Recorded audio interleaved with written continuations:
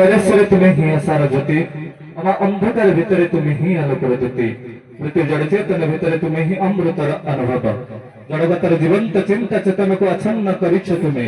ତୁମ ନାମ ଉଚ୍ଚାରଣ କରି ତୁମ ଦିବ୍ୟ ସ୍ୱରୂପରେ ଦର୍ଶନ କରି ଜନ୍ମ ଜନ୍ମର ପାପକୁ ଧୋଇ ଦେଇଛି ପାପୀ ମଣିଷ।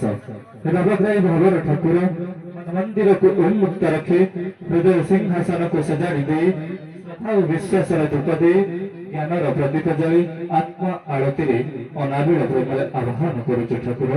ନିଶ୍ଚିନ୍ତ ରୂପେ ବିଧିବଦ୍ଧ ଭାବରେ ଆନୁଷ୍ଠାନିକ ଭାବରେ କରୁଛନ୍ତି ଆମ ଗହଣରେ ଉପସ୍ଥିତ ଅତିଥି ମହୋଦୟ ମାନେ।